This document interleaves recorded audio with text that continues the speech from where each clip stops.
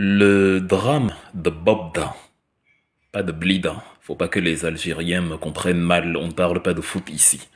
Le drame de Bobda, le proxénète, pédophile, violeur, prédateur sexuel, tortureur de jeunes femmes et sodomite camerounais qui sévit depuis 20 ans et dont les témoignages commencent à affluer depuis quelques jours.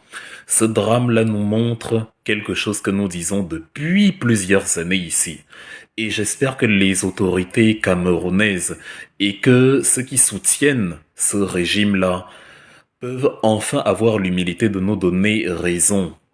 Parce que vous voyez que les victimes ont du mal à porter plainte, vous le voyez bien. Et elles ont du mal à porter plainte parce qu'elles ne croient pas en cette justice, parce qu'elles ont peur d'aller porter plainte et de se retrouver en danger de mort par les hommes de ce même Bobdan qui est soutenu par l'armée, qui est gardé par des militaires, qui est protégé par des gendarmes, des lieutenants, des commissaires. Et voilà, les gens ont peur que les moyens de l'État soient encore utilisés pour les assassiner s'ils portent plainte, comme Martinez Zogo qui dénonçait et qui a été assassiné avec les moyens de l'État par Amourou Belinga, Maxime Eko, les hommes de la DGR. Est-ce que vous réalisez maintenant donc qu'on avait raison?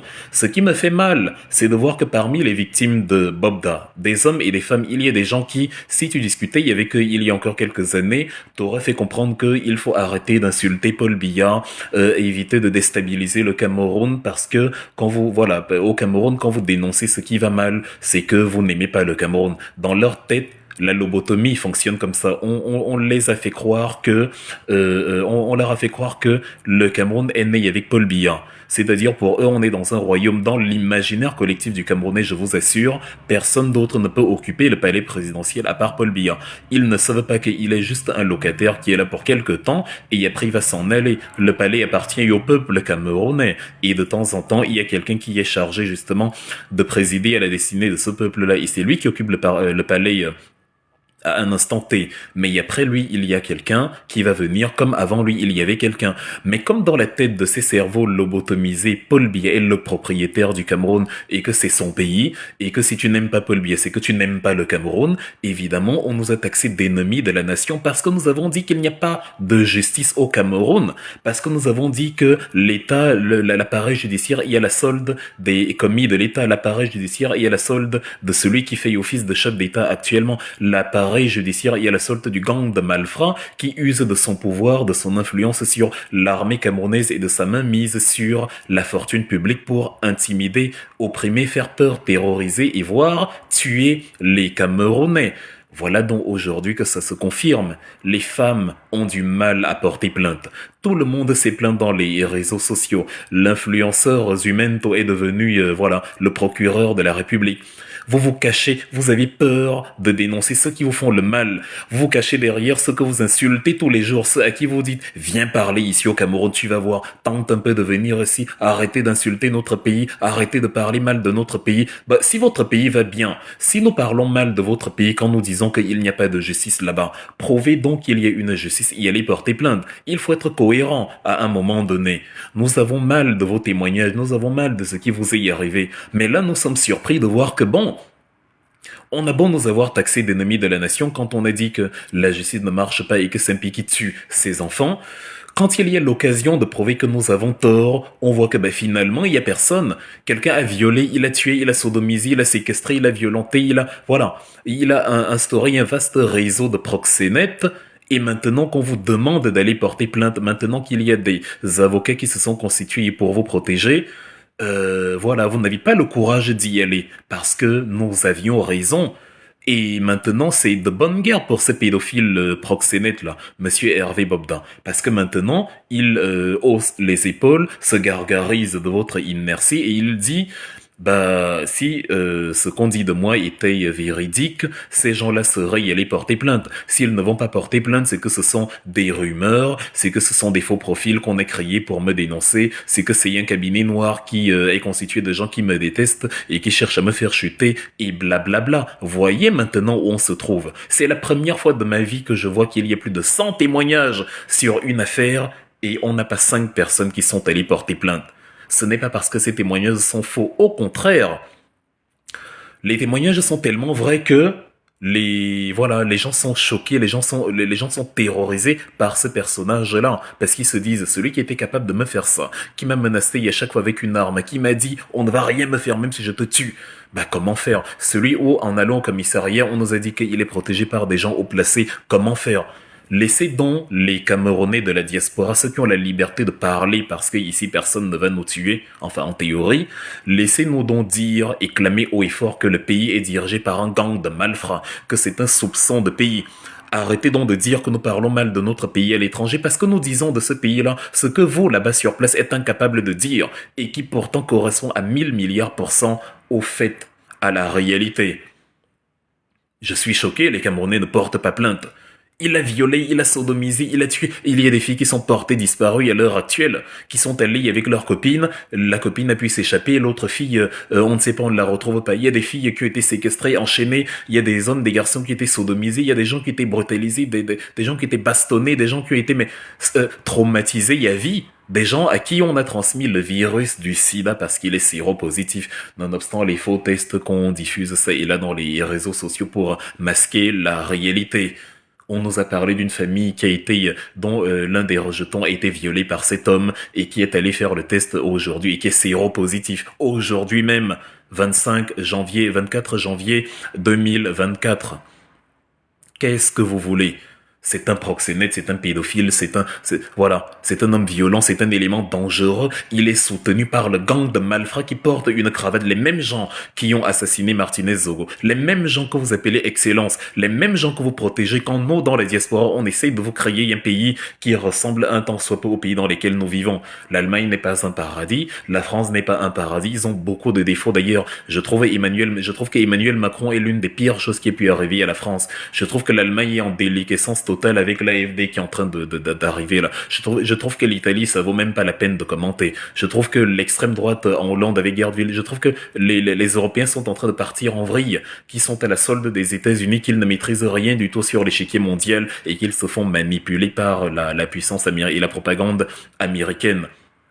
Je trouve qu'il y a beaucoup de tard ici. Je trouve qu'il y a beaucoup de racisme en Europe. Je trouve qu'on tue des gens aux États-Unis quand on est noir. La police, voilà, elle commet des exactions tous les jours. Je trouve, oui, il y a beaucoup de problèmes ici. Mais en même temps, il y a quand même la possibilité ici de porter plainte sans craindre que le lendemain, on va me retrouver assassiné au détour d'une ruelle. En même temps, il est possible pour moi de dire, va te faire foutre, Emmanuel Macron. Il ne m'arrive rien. Il est possible de dire, fahr zur Hölle, Olaf Scholz, en Allemagne. Il ne va rien m'arriver. Il est possible de porter plainte et de dire on m'a violé, on m'a sodomisé, on m'a séquestré, on m'a enchaîné et je sais que la plainte a de grandes chances d'aboutir. Ce n'est pas possible chez vous et nous essayons de rendre ça possible chez vous. Pendant des années, vous nous dites vous parlez mal du Cameroun à l'étranger, vous salissez l'image du Cameroun. Parce que pour vous, quand on a quitté le pays, on doit dire que tout va bien. Quand on a quitté le pays, si justement à l'intérieur du pays, on n'arrivait pas à parler et à dénoncer les violeurs. On profite du fait qu'on a la liberté de parole. Vous nous demandez de nous auto-censurer. Vous nous dites que le combat, c'est au Cameroun qu'il faut parler. Mais parlez alors, vous qui êtes au Cameroun. C'est dingue. Sauf si vous êtes de mèche avec ceux qui vous violent, qui vous sodomisent, qui vous tuent, et que justement vous aimeriez que tout le monde rentre au pays, tout le monde se fasse violer, sodomiser, tuer, et que personne ne dise rien. Parce que ceux qui ont la possibilité de parler, vous leur dites de ne pas parler. Vous n'êtes pas gênés par les violeurs, mais par le fait qu'on dénonce les violeurs. C'est un truc de dingue. Comment c'est possible? Quelle est cette inversion de paradigme et de normes que vous voulez créer? C'est-à-dire, il y a un braqueur, on ne doit pas crier au voleur. Le problème n'est plus le voleur, mais celui qui a crié au voleur. Vous ne dites pas au voleur d'arrêter de voler, vous dites à celui qui crie au voleur d'arrêter de crier au voleur. Ça ne va arriver nulle part si vous ne déposez pas plainte. Il y a 24 heures, hier, je publiais encore une vidéo où je parlais de la stratégie du pourrissement et où je disais que dans des régimes de malfrats, dans des États voyous gouvernés par des carnassiers cannibales comme le régime Paul Biya, le pourrissement est l'une des méthodes par excellence et les plus utilisées en politique. Il consiste à laisser pourrir une affaire, à laisser le temps épuiser les revendications, à laisser le temps, à laisser ces choses mourir d'elles-mêmes. Il consiste à miser sur la durée et à se dire, bon, ces gens-là qui protestent, ils vont protester 1 semaine, 2 semaines, 3 semaines, mais rien ne va se passer. Ils vont finir par abandonner et passer à autre chose. D'ailleurs, le Cameroun va se qualifier en CAN et blablabla. Ensuite, il y aura une autre actualité crédibilité, c'est sur ça qu'ils misent. Mais on leur a montré on leur a montré à travers l'affaire de Martinez-Zogo, qui court déjà depuis 1 an, que nous n'avons absolument pas l'intention d'abandonner. Nous avons un souffle infini, nous avons une respiration illimitée, on a le cardio pour tenir ce marathon-là. Mais maintenant, ils ont trouvé un joker de luxe, le fait que vous ne revendiquiez pas. Sur Amogo Belinga, il y a 1000 milliards de preuves. Il y a même les témoignages de ses acolytes qui ont assassiné Martinez-Zogo et qui précisent que oui, c'est lui qui nous a donné l'ordre. Oui, on l'a transporté à l'immeuble d'Amogo Belinga. Oui, c'est lui le commanditaire. Et même la victime, Martinez, disait à visage découvert que oui, le seul moyen pour vous de m'arrêter dans les dénonciations que je fais, c'est de vous tuer. C'est de me tuer. Mais si vous n'arrivez pas à revendiquer à visage découvert, si vous n'arrivez pas à porter plainte, vous inscrivez vos noms, si vous n'arrivez pas à assumer que vous avez été une victime, comment vous voulez que le voleur, le violeur, le braqueur, le tueur assume qu'il est un violeur, un braqueur, un tueur? Il va jouer au même jeu que vous, à savoir ne pas se défendre d'un truc dont il n'y a pas de preuve, à savoir reléguer au rang de ragot des accusations faites anonymement dans les réseaux sociaux. Pourtant, tout le monde sait que c'est vrai. C'est un secret de polichinelle. Les procureurs savent que c'est vrai, mais vous voyez, le parquet ne s'auto-saisit pas. Il y a une autosaisine, une possibilité d'autosaisine inscrite dans le codex du Cameroun, dans le codex judiciaire du Cameroun. Les citoyens savent que c'est vrai. Nous savons que c'est vrai ici en diaspora. Vos familles savent que c'est vrai. Le concerné sait que c'est vrai, mais c'est un jeu de dupe. C'est un jeu de cache-cache. Le secret de Polichinelle est justement le meilleur joker dont il dispose actuellement. Parce que, voilà, on sait que c'est la vérité, mais comme personne ne parle, on fait semblant comme si ça n'a jamais eu lieu. C'est comme si, voilà, vous avez, je sais pas, il y a quelqu'un qui a volé dans une pièce, vous voulez pas le dénoncer, vous savez que c'est lui le voleur, enfin vous voulez pas étaler les preuves que c'est lui le voleur, il sait qu'il l'a volé, il sait que c'est soit vous, soit lui, il sait que ce n'est pas vous, donc si c'est pas vous, c'est forcément lui, vous vous regardez, il vous dit quand même que non, c'est pas moi, parce qu'il sait qu'on n'a pas le courage d'aller sur la place publique et de dire que oui, c'est lui le voleur. Mais voilà où on en est. Le gang de malfrats est en train de vaincre. Vous ne portez pas, on vous viole, on vous tue. Vous ne portez pas plainte. Vous avez cru que c'est Huimento, le chef de l'État, le procureur de la République, la diaspora que vous insultez tous les jours devient votre rempart, votre repli ultime.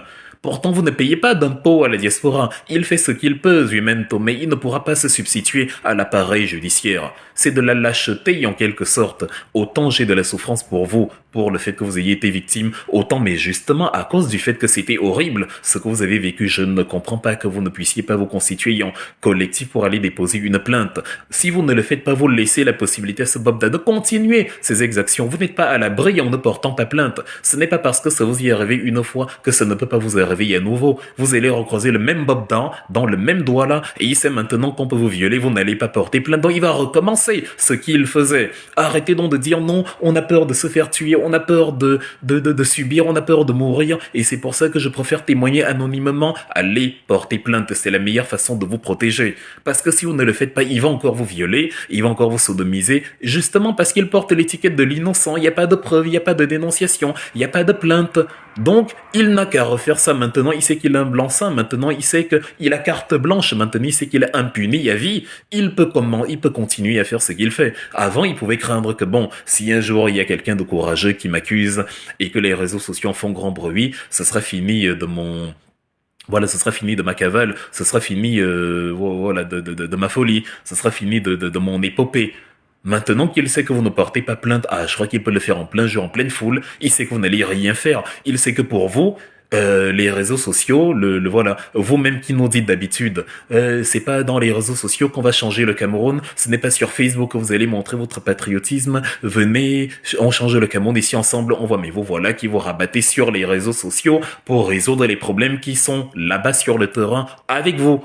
Le tribunal est là-bas sur le terrain avec vous. Vous êtes là-bas sur le terrain vous-même. Vos familles sont avec vous. Le coupable, il est avec vous. Mais vous venez vers les gens qui ne sont pas au Cameroun, qui sont dans la diaspora. C'est à eux que vous faites vos témoignages et c'est sur eux que vous comptez pour coffrer. Monsieur Hervé Bobda, c'est incroyable. Rendez vos services à vous-même, je le répète une fois encore, et allez porter plainte 1000 fois. Zumento va faire un live où il y aura 50 000 personnes connectées, tout le monde va crier au scandale, tout le monde va crier c'est grave, et vous allez encore dans la sempiternelle culture du Messie, vous enfermer dans l'idée selon laquelle, comme il a fait son live, c'est fini, on va venir capturer Hervé Bobda. Non! Ce n'est pas le live qui va faire capturer Hervé Bobda. Le live est pour recueillir le maximum de témoignages, pour lancer justement l'alerte sur cette affaire, pour faire naître la pression. Maintenant, il y a l'étape ultime qui consiste à aller porter plainte. Vous ne pouvez pas passer outre le fait de porter plainte. Il y a des religieux ici, chrétiens comme musulmans, qui savent que pour aller au paradis, il faudra mourir. Personne n'échappera à la mort, on va tous mourir. S'il y a un Dieu dans le ciel, peut-être qu'il reviendra chercher les humains un jour pour le paradis, je ne sais pas quoi. Mais vous allez mourir avant. Il n'y a aucun humain qui échappera à la mort, nous y sommes tous soumis. Donc vous n'allez pas échapper à la plainte, vous n'allez pas mettre Bobda en prison si vous ne déposez pas plainte. C'est impossible. Il faut déposer plainte, il faut assumer. Mais vous imaginez 100 plaintes, une centaine de plaintes, voire 200, et il reste en liberté? Non. Le régime est dos au mur, mais il compte sur le joker de luxe qu'il possède actuellement, le fait qu'il vous ait terrorisé, qu'il ait créé une psychose de dingue et qui fait que vous ne savez plus revendiquer vos droits. Vous insultez ceux qui dénoncent pour vous, mais ils deviennent maintenant votre forteresse quand vous vous retrouvez en difficulté. Voilà l'état dans lequel on se trouve. Demain, le même peuple camerounais, quand nous allons dire sur Facebook que regardez le pays que Paul Biya a sinistré, les mêmes vont nous dire, il faut respecter les patriarches, il faut respecter les vieux, ton grand-père, est-ce que tu peux lui parler comme ça? Est-ce que tu vivras aussi longtemps que Paul Biya? Quel est le rapport entre l'imbécilité d'un dirigeant et sa longévité sur Terre? Gérard Sauté, l'homme qui a assassiné Lumumba, a vécu plus de 90 ans, il est mort en 2000. Or, Lumumba est mort en 61, à 35 ans seulement. Donc, ce n'est pas parce que tu vis longtemps que tu es une noble personne. Vous faites des comparaisons absurdes et des analogies qui n'ont aucun sens pour défendre celui qui a créé la République, qui vous fait peur maintenant, qui vous empêche de porter plainte. C'est donc le Paul Biya qui a créé un état où les méchants ont le vent en poupe, où les tueurs, les sodomites se la coulent douce, pendant que vous, les victimes, n'avez même pas la possibilité de vous exprimer. Il est donc temps de me montrer que vous avez tort en allant porter plainte. Sinon, Bob Dava va recommencer et continuer ses activités, et les seuls qu'il va violer, c'est justement vous. Parce que nous ne sommes pas là sur le terrain avec vous. Donc si vous vous aimez vous-même, si vous avez enfin compris que nos revendications, nos critiques envers le gouvernement et que de toutes nos actions, vous êtes les principaux bénéficiaires, allez porter plainte. Une bonne fois pour toutes.